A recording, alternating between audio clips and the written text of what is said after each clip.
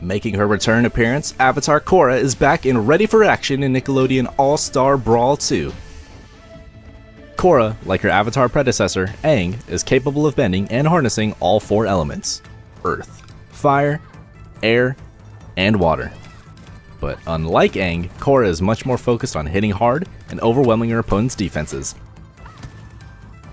With fire thrusters that allow her to quickly close the gap and a metal bending whip that can pull opponents in, Korra has plenty of ways to force an opening and lay down some damage. Every single one of Korra's moves is associated with a different element, and depending on which element was last used, her light neutral air attack changes to match. Earth hits harder, water has greater reach, fire hits multiple times, and air gives her a vertical boost if used while rising. With that, let's dive straight into her special moves so that you can learn a little bit more about which moves are associated with which elements. Like mentioned before, Korra is geared towards an in-your-face fighting style, and what better way to do that than to fly straight at him at blazing high speed with her side special, Burning Tackle. This move can be interrupted with a jump or any one of her other attacks. On the ground, Korra takes off at max speed, which makes it an incredible gap closer. In the air, Korra takes a little bit of time to accelerate, but it's still very helpful for getting back to the stage if you get knocked away. If you need an even quicker boost of speed, the slime version of this attack will do the trick, but keep in mind that it doesn't go nearly as far as the regular versions. Korra's down special is a metal bending whip with some huge range. If you're able to hit opponents at the end of the whip, they'll get pulled in straight towards Korra, leaving them wide open for whatever attack you feel like using.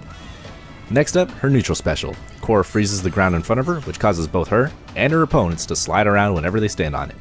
If this move is instead used while in the air, Korra will send a quick, small orb of water flying forward and knock her enemies away.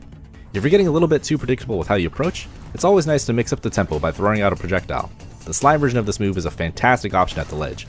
Korra scoops up any opponents in front of her and sends them crashing down like a waterfall. Lastly, Korra's up special is yet another 2-in-1 special move. In the air, Korra gets a small upwards lift from a gust of wind before tumbling back to the ground. If used while she's already on the ground, she instead gets launched into the sky from a column of stone that erupts from beneath her feet and can follow up however she likes. You can use this move to threaten opponents from above, or to chase them high into the air to extend your combos.